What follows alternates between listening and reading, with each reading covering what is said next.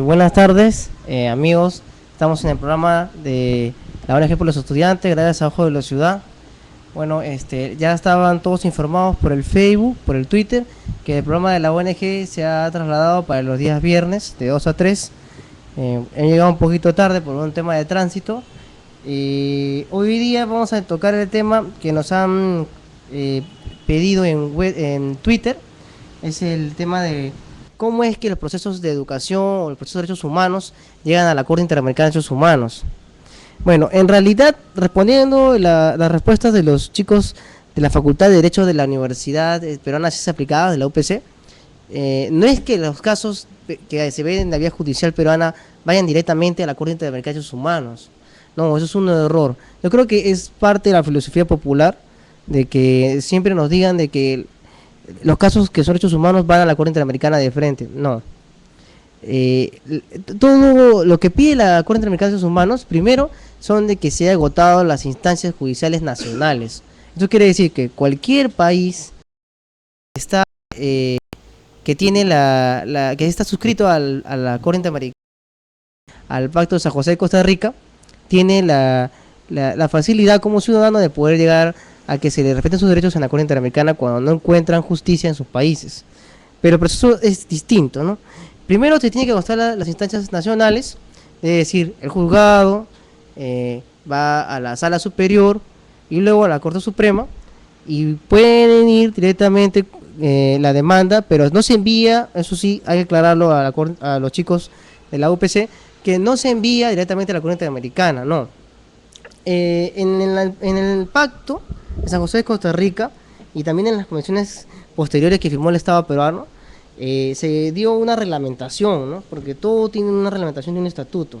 En el estatuto de la Convención Interamericana de Derechos Humanos, que fue aprobada en la 447 Asamblea General en La Paz, Bolivia, en octubre del 79, se pudo obtener el estatuto de la Comisión Interamericana e incluso también la reglamentación, ¿no?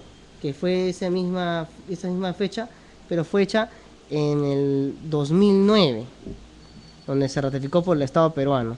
Y ante esa reglamentación vemos claramente cuáles son los acápites y los articulados para poder obtener justicia en la Corte Interamericana. Para comenzar tenemos que decir que cualquier caso que vaya a la CIDH, conocida Corte Interamericana de Derechos Humanos, tiene que pasar primero por observación de la Comisión Interamericana de Derechos Humanos.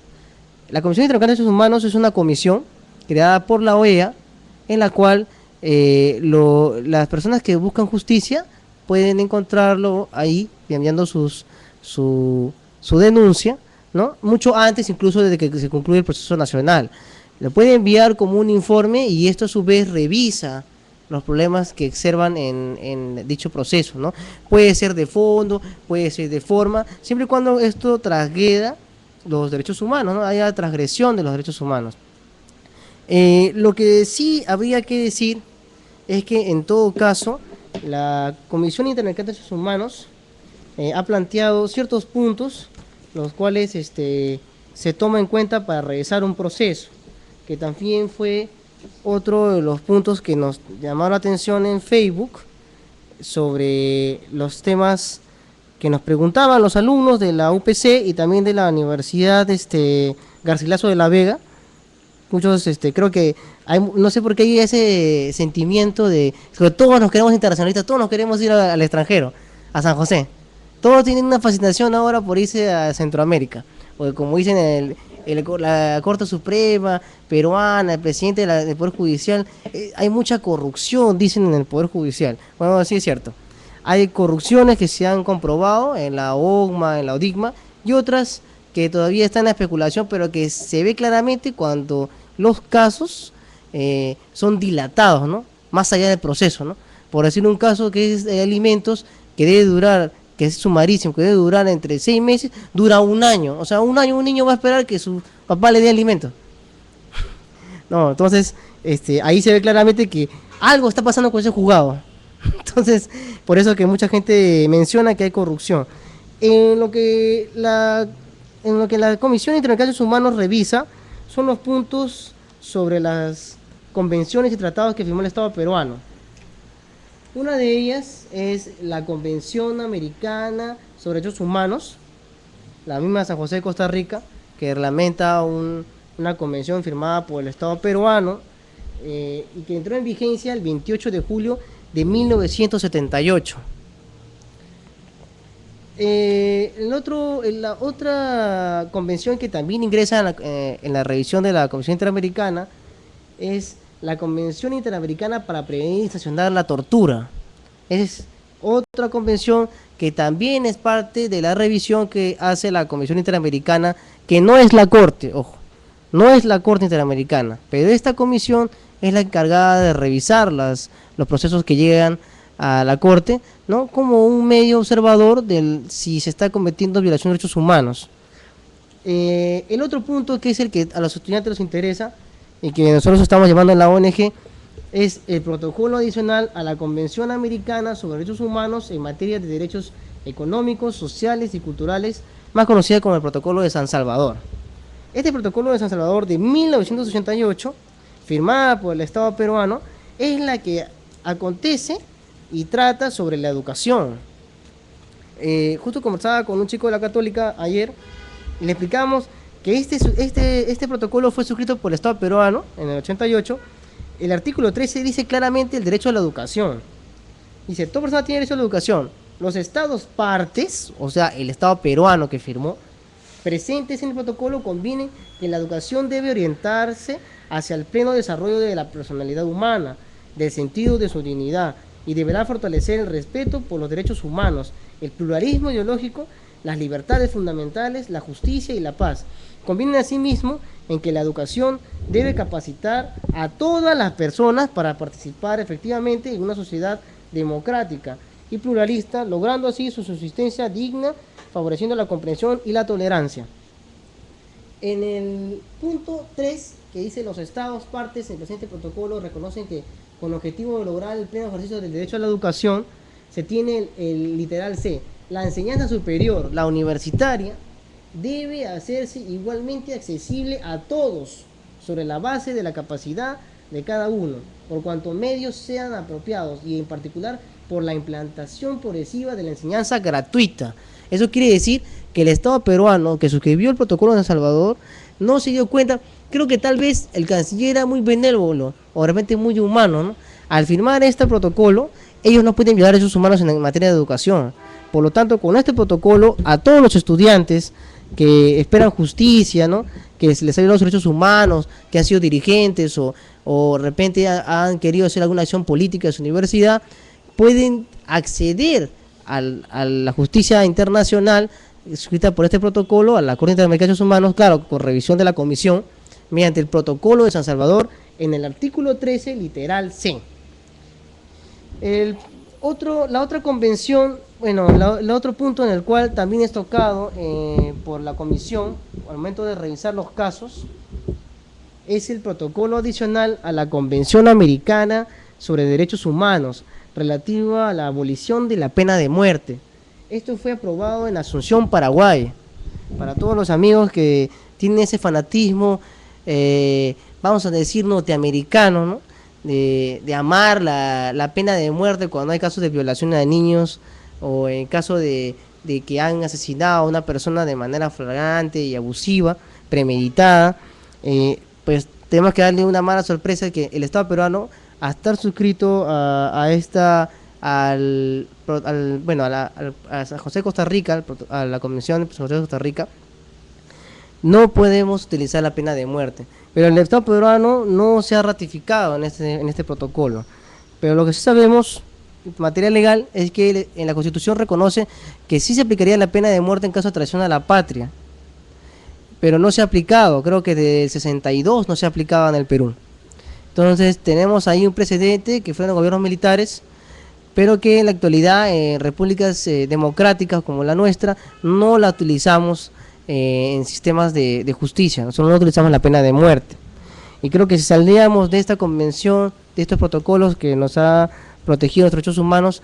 Yo creo que con el sistema que tenemos de justicia no sería tal vez lo más ideal, ¿no? Sabiendo los jueces que tenemos, los vocales que tenemos, los fiscales, que no serán todos, pero lo que se puede denotar es que la sociedad no está conforme con lo que hacen hasta ahora. Tenemos también la Convención Interamericana para Prevenir, Sancionar y Erradicar la Violencia contra la Mujer, que es la Convención de Belém do Pará. Esto fue hecho en Brasil, adoptada en Brasil el 9 de junio del 94, y que protege los derechos de la mujer, ¿no?, contra la violencia.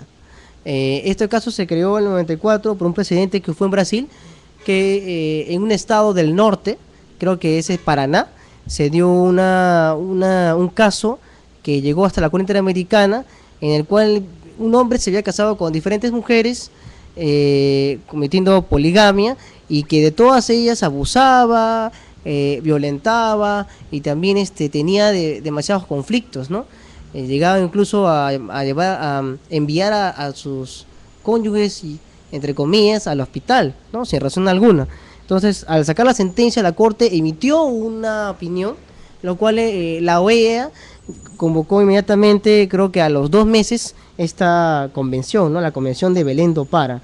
Es una convención muy conocida, muy tocada por los grupos feministas, pero que sí tiene asidero legal y se asienta en los derechos de las mujeres, ¿no?, que es un derecho reconocido por la ley. En otro punto tenemos la Convención Interamericana sobre Desaparición Forzada de Personas. Bueno, creo que este caso no le va a gustar a algunos amigos o conocidos del gobierno de los 90, ¿no? Pero la Convención Interamericana sobre Desaparición Forzada de Personas fue adoptada también en Belém do Pará, en Brasil, por lo que pasó con estas mujeres, pero que también afecta al tema político, ¿no? Que ha habido gobiernos militares en América Latina desde el 40, y que todos estos abusaron de las personas, de sus ciudadanos, de los niños, desapareciendo personas, y a esta desaparición forzada se le aplicó esta convención, ¿no?, que es la convención creada en Dopara el 9 de junio del 94. Fue en el 24º periodo ordinario de las sesiones de la Asamblea General de la OEA, y que preocupados por estos temas los estados suscritos plantearon esta convención para evitar que nuevos gobiernos republicanos o de tendencia dictatorial pudieran transgredir los derechos de las personas, ¿no?, desapareciendo forzosamente a ciertas personas que para ellos eran peligrosos, ¿no?, en el sistema. Por eso mismo se aprobó esta convención. Y también tenemos la Convención Interamericana para la eliminación de todas las formas de discriminación contra las personas con discapacidad. Bueno, esto se aprobó en la primera sesión plenaria del 7 de junio del 99, y fue aprobada por el Estado peruano, recién vigente el 29 de septiembre del 2001, o sea, 2 años después de la Convención Interamericana para la eliminación de todas las formas de discriminación contra las personas de discapacidad. ¿Qué quiere decir esta convención?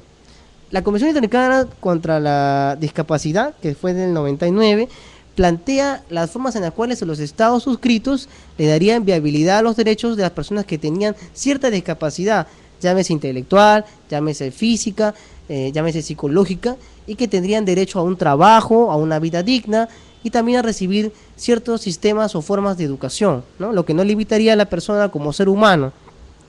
Esto que se propone en el Estado peruano, hasta ahora se sigue pidiendo que el Estado peruano lo proteja. Como ustedes verán, en la realidad hay distritos en los cuales ni siquiera pueden bajar las personas que se encuentran con silla de ruedas o muletas, pero bueno, distritos como el Miraflores tenemos cierta viabilidad, ¿no?, pero no en otros distritos. El Estado peruano no cumple con esta convención en muchos aspectos, y hemos recibido propuestas de niños y de jóvenes estudiantes que tienen problemas psicomotores, y que el Estado no los asiste ni siquiera con un trabajo de formación. Bueno, señores, vamos a unos comerciales y ya regresamos con el programa de la ONG por los estudiantes en Ojos de la Ciudad.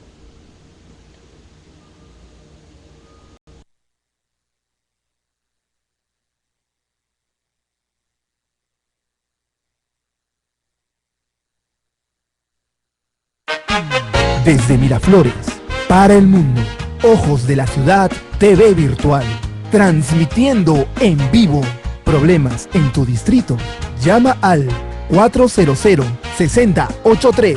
400-6083. Ojos de la Ciudad, tu canal virtual. Síguenos en www.ojosdelaciudad.info. ¿Te parece complicado comprar, vender o alquilar? En DLF Bienes Raíces lo hacemos rápido, fácil y seguro. Te brindamos asesoría legal y asesoría general a través de nuestra división de proyectos, construcciones y corretaje. Y si piensas comprar o vender en el extranjero, te ofrecemos asesoría inmobiliaria internacional. Visita nuestra web dlfbienesraices.info o llámanos al 446-1295 o al 997-398-879 o al Nextel 823-5356. DLF Bienes Raíces. Antes de pensar en ganar, pensamos en servir.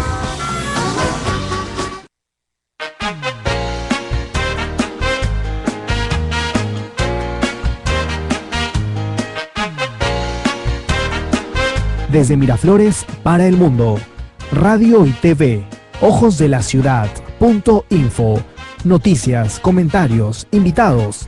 Y si te perdiste algún programa, puedes encontrarlos en ojosdelaciudad.info, conducido por José Carlos de la Fuente. Ojosdelaciudad.info.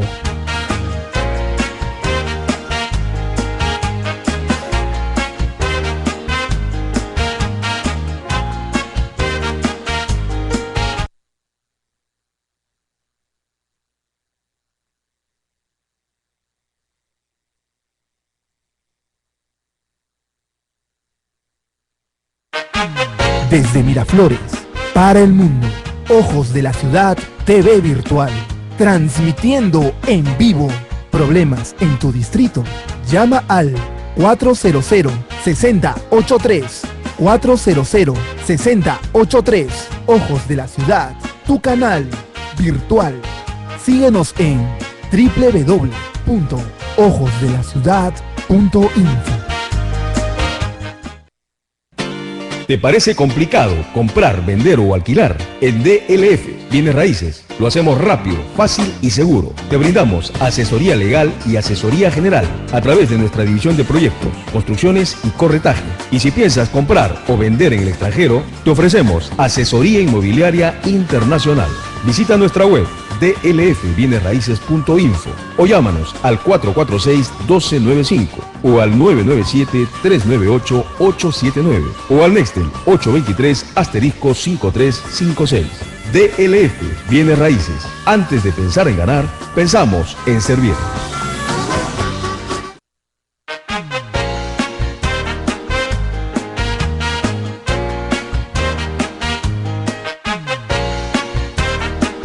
Desde Miraflores para el mundo, radio y TV, Ojos de la Ciudad.info, noticias, comentarios, invitados. Y si te perdiste algún programa, puedes encontrarlos en ojosdelaciudad.info, conducido por José Carlos de la Fuente. Ojosdelaciudad.info.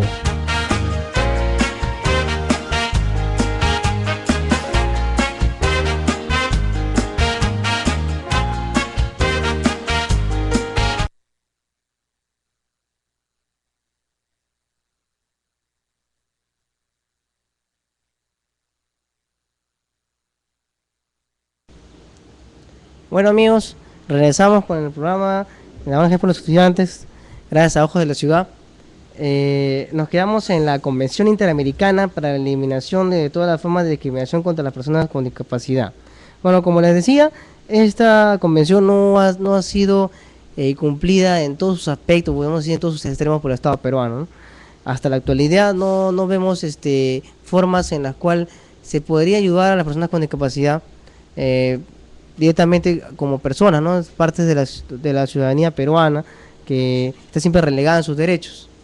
Ahora, otro punto que ve la Comisión Interamericana, que también lo evalúa la Corte cuando llegas a su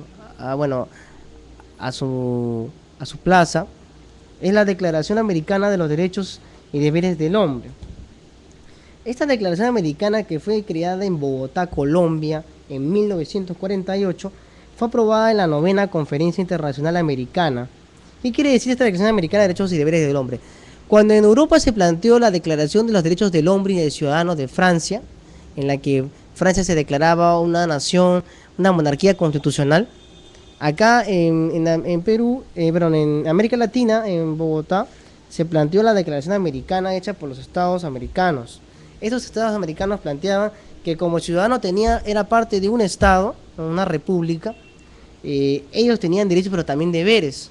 Entonces, la Declaración Americana plantea asimismo, primero, libertad para todos por igual, de forma igual, y también derechos a la educación, a la sanidad, al trabajo, a una vida digna, a que se les respete su seguro social, el tema de las jubilaciones y todos los artículos que comprenden hasta el número 38 de la Declaración Americana, que habla de que todas las personas tienen de cooperar también con el Estado para mejorar la sociedad, ¿no? Este es uno de los puntos por los cuales también los casos van, cuando se violan los derechos de los nacidos en el continente americano, pueden acceder a pedir justicia en la corte, con revisión primero de la comisión, ¿no? Y también tenemos otro que es muy importante, que todo el mundo conoce esta declaración, que es la Declaración Universal de Derechos Humanos.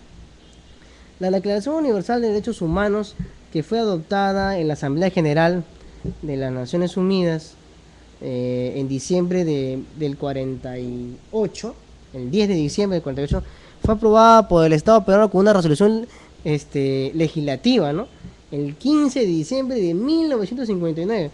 O sea que, señores estudiantes y amigos, desde diciembre del 59 viola nuestros derechos humanos el Estado peruano. Bueno, el Estado peruano hasta ahora no ha cumplido muchos aspectos que la Corte ya lo ha revalidado en sus sentencias. Miles de sentencias que ha sacado la Corte Interamericana de Derechos Humanos, ¿no?, con observación de la Comisión, y observaciones que ha enviado la Comisión Interamericana al Estado peruano, directamente al presidente de la República, para que mejore o para que cumpla lo que se está firmando, lo que suscribió el Estado en esas convenciones, pero que hasta la fecha no se ha aplicado, o algunas se han aplicado en parte. Lo que podemos decirles es que bajo la Declaración Universal de Derechos Humanos se consideraron primero los derechos de libertad, de igualdad, de educación, de sanidad, de trato digno, el derecho al asilo político, entre otros derechos, pero que hasta ahora no se vienen cumpliendo en nuestro país.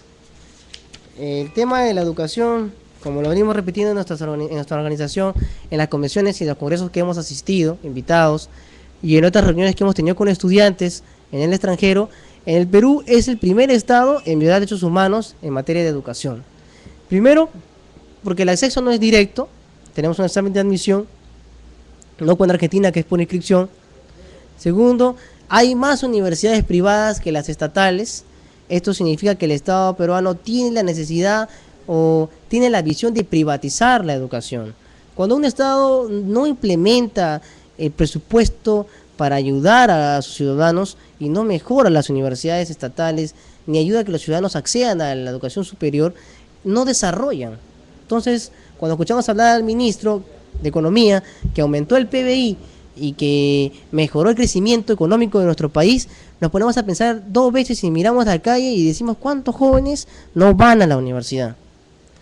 Porque el presupuesto nacional, el del erario público que pagamos todos los ciudadanos, cuando pagamos nuestros impuestos, en cualquier cosa que usted compre, no ayudan a que sus hijos vayan a la universidad. Entonces hay que recordarle al ministro de Economía que no solamente es crecimiento económico, sino también, como lo dijo Marshall en Suiza, debe haber un desarrollo económico, que es distinto al crecimiento económico. El crecimiento es el aumento, vamos a decir, la mejora del caudal pecuniario de un Estado. O sea que, por ejemplo, el Estado gane el 8% de PBI, significa que le estamos ganando a Chile económicamente, pero no le ganamos a su sociedad. Ahí se equivocaron. No le ganamos a sociedad a Chile, porque la educación allá es distinta a la nuestra. Y no solamente es la universidad, sino es la formación de la persona. Algunos que hemos tenido la gracia de Dios de haber tenido la facilidad de ingresar a un colegio particular, vemos la diferencia abismal con otros colegios. Y no es solamente por el tema de profesores, ahí también es otro error que lo planteamos al Ministerio de Educación, un informe que hicimos el año pasado. No solamente es el docente, también es el presupuesto, señores. Si ustedes quieren una mejor educación, aumenten el presupuesto de la educación. Lo que se planteó en el Acuerdo Nacional no se ha cumplido. Lo que se planteó en el Protocolo de San Salvador no se ha cumplido. Por eso es que nuestra organización está dando las vías para que podamos hacer un proceso internacional al Estado peruano por violación de derechos humanos en materia de educación. Y porque hay muchos procesos abiertos contra estudiantes que siguen esperando la justicia y que hasta ahora no se han resuelto, prolongando así un delito que no se puede resarcir, que es el tiempo que se ha perdido para poder terminar una carrera universitaria. Tenemos también, acotando a este debate que hicimos en internet, el Pacto Internacional de Derechos Civiles y Políticos. Este pacto es uno de los pactos que muchos chicos nos han preguntado, nos han inmiscuido, nos han pedido que podamos aclarar. El Pacto Internacional de Derechos Civiles y Políticos es un pacto que fue adoptado en diciembre del 66, el 16 de diciembre del 66 por la Asamblea General. Fue aprobado en Perú y entró en vigencia el 28 de julio del 78. Esto fue aprobado en New York, en los Estados Unidos. ¿Quién diría? El Pacto Internacional de Derechos Civiles y Políticos que fue aprobado en Estados Unidos es uno de los pactos que más ha sido y es violada por el país del norte. En este Pacto Internacional de Derechos Civiles y Políticos plantea todos los derechos civiles que tiene un ciudadano: el derecho a la vivienda, el derecho a la educación, el derecho a la asistencia del Estado, el derecho a la salud, todos estos derechos que se vienen remontando en otras convenciones que hemos hablado con antelación. Pero este pacto tiene una peculiaridad. Tiene una peculiaridad debido a que también habla de los derechos políticos. Derechos políticos que son el derecho a elegir y ser elegido, el derecho a organizarse libremente, el derecho a reclamo. El derecho a reclamo, decimos en Perú. Pero ¿cuál derecho a reclamo? Si todo aquel que reclama en un sistema democrático, entre comillas, que vivimos, también vive el lumpe de que pueda ser acusado de hacer alteración en la vía pública. Bueno, si el derecho a reclamo es un pacto firmado por el Estado peruano, ¿cómo puede ser posible que haya algunos que reclamen y que sean llevados a las cárceles por reclamar? O sea, en un Estado democrático donde el derecho a reclamo está sostenido en la ley, también se tiene que violar un derecho que ellos mismos han suscrito. Este es uno de los puntos por los cuales los chicos, hablando en internet, debatiendo, le decíamos de que este pacto también era uno de los medios por los cuales podríamos reclamar nuestros derechos en la Corte Interamericana de Derechos Humanos, ¿no? Pero hay que aclararle a los alumnos, a mis queridos amigos y compañeros de las facultades de Derecho y otras facultades que también quieren ilustrarse del tema. El tema internacional es un tema de la forma y fondo de cada caso, amigos. Cada caso es distinto. A pesar que sea lo mismo o sean los mismos perjudicados, siempre hay algo que varía. Y esa diferencia es la que hace que el proceso sea distinto, pero que los parámetros sean iguales. Entonces tenemos que siempre analizar el punto en el cual iniciamos un proceso administrativo y también judicial. El último en el cual se denota la parte histórica, que también nos preguntaron, era la Declaración de los Derechos del Hombre y Ciudadano que hablamos anteriormente. Era la Declaración de los Derechos del Hombre y Ciudadano de 1789, esto fue en Francia. Y no se asombren, los franceses que plantearon la monarquía constitucional, que viene a ser como ahora como España, Inglaterra, y que es el último punto de este programa, en tema de la Comisión Interamericana de Derechos Humanos, es un punto referencial. La Declaración de los Derechos del Hombre y del Ciudadano no es una república, ojo, por favor, es un tema de derecho, de historia del derecho universal. No es una república con esta Declaración de los Derechos del Hombre y Ciudadano de Francia. Es una monarquía constitucional. O sea, ellos querían ser como los ingleses y como los españoles, y basándose en la Declaración de los Derechos del Hombre y la de Estados Unidos, fue que se inspiró esta Declaración de los Derechos del Hombre y Ciudadano, porque no olvidemos que la primera nación emergente en el mundo como libre y no perteneciente a ninguna monarquía ni régimen dictatorial o de primados fueron los Estados Unidos de América. Sí, es cierto. Fueron los Estados Unidos de América los primeros en nacer como nación libre, ¿no? Inspiradas también en filósofos y doctrinarios franceses, ¿no? Y también con cierto asidero masónico, pero no han logrado pues sostener lo que plantean en sus principios o en sus enmiendas en la realidad, ¿no? Ya vemos que se vio derechos humanos en Estados Unidos con la pena de muerte, el Guantánamo, que todavía sigue vigente, y entre otras variedades de problemas que hay en el sistema de justicia americana. La Declaración de los Derechos del Hombre y Ciudadano es una declaración planteada con el espíritu de libertad en la que los derechos nacían del pueblo, pero no puede haber una nación que se forme del pueblo si sigue habiendo una monarquía. Es por esto que cuando Robespierre, para acotar finalmente, llegó a la asamblea, ellos plantearon también la república, pero se pusieron en la Asamblea Nacional, en la Asamblea Nacional, y por lo tanto, al ver la actitud del rey, ya sabemos lo que pasó, ¿no? La muerte del mismo y la naciente República Francesa, que se planteó con una nueva constitución. Finalizando el tema, le queremos solamente acotar que sobre el fondo, la Comisión Interamericana de Derechos Humanos es una comisión que no ve organizaciones solamente como las ONGs, eso hay que aclarar. No solamente es una ONG, es cualquier ciudadano. No es solamente persona jurídica, puede ser una persona natural, la que haga el proceso y que llegue a la Corte Interamericana de Derechos Humanos o que llegue a la Comisión Interamericana de Derechos Humanos para que sean observados sus casos, o en todo caso que se busque justicia en la parte de la Corte Interamericana de Derechos Humanos. El plazo del tiempo del proceso de la comisión evalúa, creo que tiene, si no me equivoco en la reglamentación, 2 meses y medio de observación. No sabemos si se cumple exactamente lo que dice el reglamento, puede que más en el tiempo, o si que pide requerimientos al Estado, el Estado le tiene que entregar los documentos a la comisión para saber si realmente el proceso se está violando en el Estado suscrito. Después de su informe, la comisión evalúa si es enviada a la Corte Interamericana de Derechos Humanos.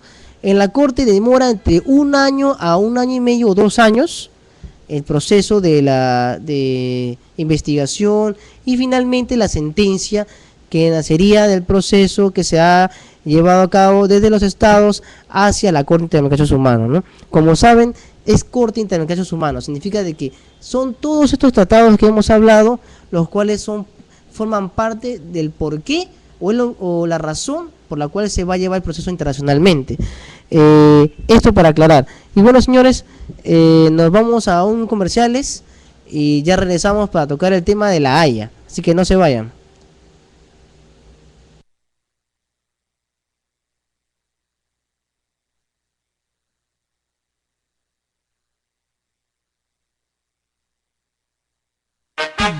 Desde Miraflores, para el mundo, Ojos de la Ciudad TV virtual, transmitiendo en vivo. Problemas en tu distrito, llama al 400-6083, 400-6083, Ojos de la Ciudad, tu canal virtual. Síguenos en www.ojosdelaciudad.info.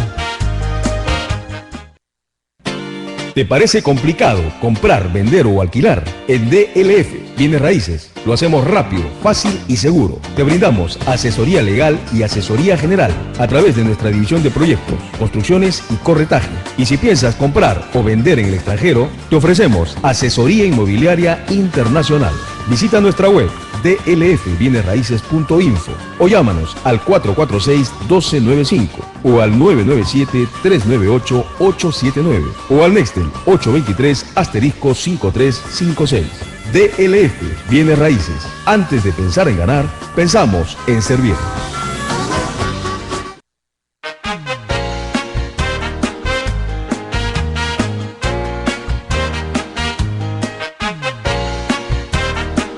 Desde Miraflores para el mundo. Radio y TV. Ojos de la Ciudad.info. Noticias, comentarios, invitados. Y si te perdiste algún programa, puedes encontrarlos en ojosdelaciudad.info. Conducido por José Carlos de la Fuente. ojosdelaciudad.info.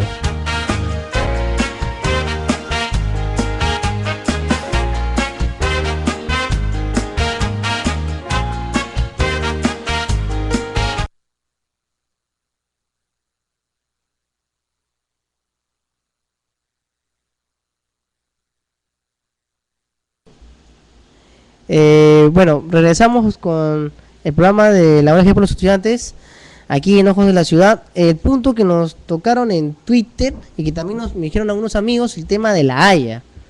Bueno, acá estamos leyendo un periódico de La Razón que dice provocación chilena. No sé si lo pueden observar. Es un periódico que ha sido publicado y que ha asustado a muchos ciudadanos en Perú y sobre todo en la región Tacna, donde también hemos estado. La Corte Internacional de La Haya, ¿no? Es una corte formada por toda la comunidad internacional y que vela conflictos entre países territorialmente unidos o marítimamente, ¿no? Como en el caso que hay entre Nicaragua y Colombia, que hay un caso sobre unas islas, y la gente se pregunta, ¿pero por qué? Si Nicaragua no tiene frontera con Colombia, están en Centroamérica. Sí, pero tiene una frontera marítima, que son islas, que también están en conflicto. El problema que existe en Perú. El Perú comenzó un proceso internacional en La Haya porque Chile no respetaba el acuerdo de las 200 millas y que decía que para ellos había un paralelo recto de la frontera de Arica con Perú, y que nosotros teníamos el recorte de los 200 metros marítimos que teníamos nosotros, 200 kilómetros, que era algo ficticio, que eso nunca se dio. El problema de Chile es que ellos han sostenido que el derecho a posesión del tiempo internacionalmente, ellos han tenido tiempo utilizando esta vía como parte de su territorio, ¿no? Para ellos es recto y ellos manejaban así el territorio marítimo. El tema es de que geográficamente ellos han perdido. ¿Y por qué decimos esto a nuestros amigos peruanos que siempre nos han estado preocupados preguntando sobre el tema de La Haya? Es que este parámetro recto no existe en la geografía. Y como sabemos, la geografía sudamericana es algo que es inmovible, ¿no? Hay montañas, hay cordilleras, y lamentablemente pues Chile se quedó en tiempos inmemoriales pasados con Arica, nos devolvieron Tarapacá, pero el problema es que su frontera con nosotros tiene una bisectriz inclinada, no recta, y ellos solo sabían bien los abogados chilenos. Sabemos que como abogados tienen que hacer respetar el derecho de sus clientes, y el Estado chileno argumentó de que el derecho del tiempo, el parámetro recto ya existía y que ellos jamás tuvieron convenio con nosotros, pero hubo un acuerdo de pesca que se planteó hace como 8 o 9 años en Perú con Chile, ¿no? En el que se planteaba de que se respetaría el parámetro bisectriz, cosa que Chile nunca cumplió, ¿no? Que fue un acuerdo que hubo entre los estados y que Chile desconoció después. Lamentablemente, para nuestros amigos chilenos, que también somos hermanos de la misma América, ¿no? La misma América de Bolívar, de San Martín, pero en el tema de derechos internacionales, en el tema de posesión no significa que tengas asistido el derecho. Ese fue un error de los chilenos. El Estado peruano se planteó desde un punto de vista más pragmático. El abogado de la defensa peruana sostuvo internacionalmente que bajo el tratado y las convenciones, incluso posguerra que hubo con Chile en la época de la batalla del Pacífico, los combates pacíficos, ¿no? Que hubo en la época del conflicto armado con Chile, sostuvieron también de que bajo los territorios que se quedaron en posesión de Chile se planteaban las fronteras, cosa que Chile no respetó. La frontera que manejamos con nuestro querido hermano chilenos tiene una bisectriz inclinada, creo que del 75% de inclinación territorial, para complementar las 200 millas. ¿Esto por qué afecta a Chile? Afecta porque en el Mar del Sur, en Tacna, en la frontera con Chile, existe un caudal inimaginable e ininteligible de bancos de pescado. El mar del Pacífico peruano es uno de los mares más ricos que hay en Sudamérica. Y Chile manejaba el lenguado frío del Humboldt. Pero ¿qué pasó?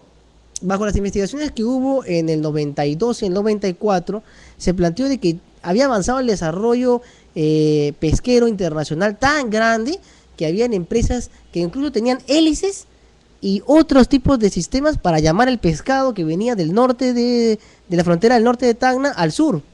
Entonces el pescado que iba a Perú ya no iba a Perú, sino iba a Chile.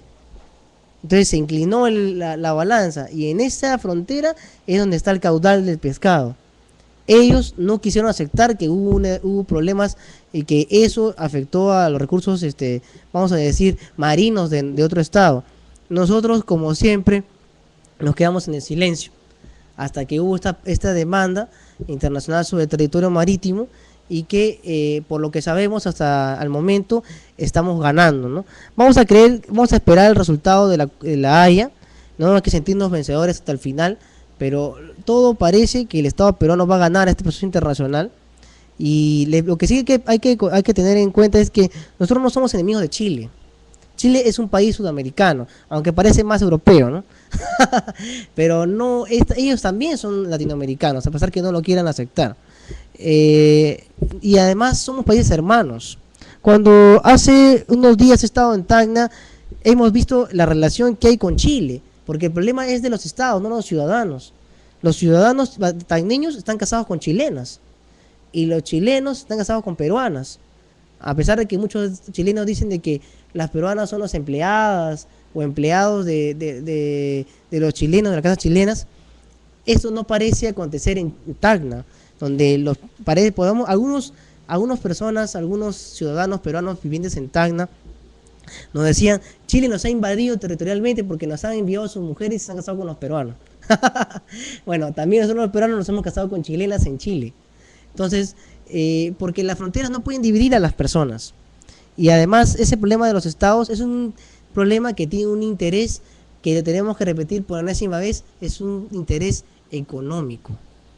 El interés de los estados es un interés económico, es un interés que hasta puede trascender del propio sistema privado, porque si no vamos más allá, los contratos e incluso los proyectos que se han dado de inversión pesquera internacional entre Perú y Chile han sido de empresas privadas, empresas que hasta el momento siguen protegidas por los estados en conflicto.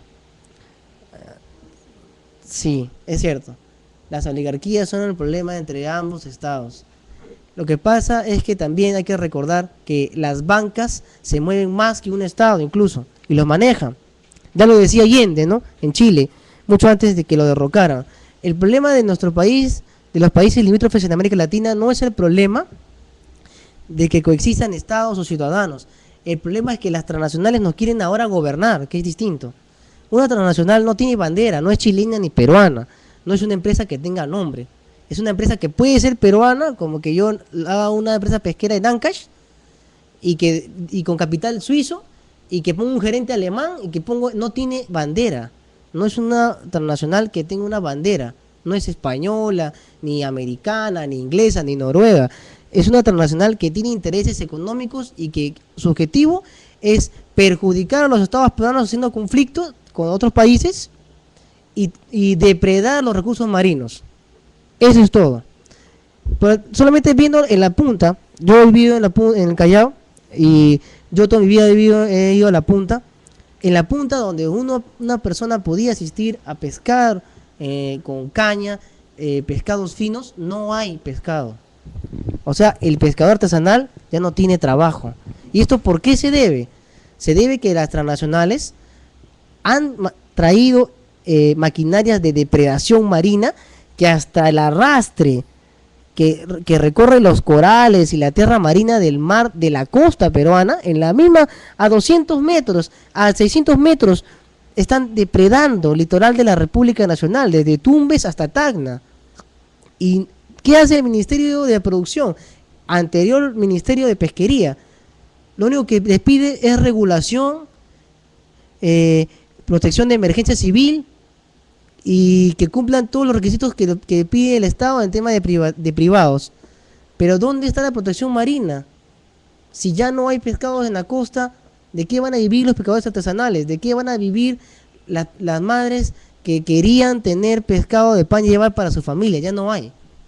Ahora todo lo llevan al puerto número 1 que está en el Callao, o el número 2 que está en el Callao, pero para hacer harina. Y para la harina, señores, no significa que sea un pescado fino. Cualquier pescado es quemado y llevado a la container para harina de pescar. Cualquier pescado, o sea, el pescado que nosotros deberíamos consumirlos como ciudadanos, se lo llevan otros y los enlatan y luego nos los venden en los mercados como productos no perecibles. Entonces, tenemos que tener en cuenta que los conflictos internacionales a veces no solamente son de los estados, sino también de privados. Y en el punto final, tengo que decirles a nuestros amigos que tengan mucha calma, que no acepten ni provoquen ni acepten las provocaciones de otras personas o de otros países, ¿no? A los amigos de Tacna, a los amigos que están en la frontera de Arica, a los amigos peruanos que están en Lima, a nuestros amigos en las universidades, a todos, mucha calma. Esperemos la sentencia de la Haya, se tiene que cumplir sí o sí. Es una sentencia que va a traer históricamente mejoras para el país, ¿sí? Esperemos que no haya intereses privados, que no haya intereses transnacionales, que quieran inmediatamente acercarse a la frontera marítima para poder hacer uso de los recursos marinos. Esperemos el control del Estado y que Chile no acepten las provocaciones chilenas de los barcos que han salido, como dice la razón, a la frontera marina. No acepten la provocación. El ejército peruano, la Marina de Guerra del Perú, debe tener mucho cuidado, porque esto ocasionaría un conflicto que al final traería acciones bélicas, y los perjudicados son los jóvenes en formación, o jóvenes que están trabajando, que tienen familias, y no podemos llegar a esos extremos. Tenemos que tener mucha calma, esperar el momento de la sentencia, y bueno, en este lado de la frontera celebraremos. El otro lado de la frontera creo que no tiene mucho interés en el tema, la verdad. Los ciudadanos chilenos, le han dicho, no tienen interés, y al final la frontera solamente divide a los estados, no a los ciudadanos. Y nada más para qué decir. Esperemos con mucha tranquilidad la sentencia de la Corte Internacional de la Haya, y yo con mucha fe les puedo decir que vamos a ganar, y hay que esperar con tranquilidad para que el pan no se queme en la puerta del horno, como decía Vallejo. Entonces nos despedimos de acá. Saludo a todos los estudiantes universitarios de la República del Perú, y a nuestros amigos en Colombia, en Venezuela, en Chile, en Argentina, en España y en Rusia también. Y saludos también a Ani Cheda en España, que nos están vendiendo unos tratados, y muchas gracias por el apoyo internacional que nos están dando los estudiantes. Hasta luego, será otra oportunidad el próximo viernes de 2 a 3 en Ojos de la Ciudad. Se despide la ONG por los estudiantes.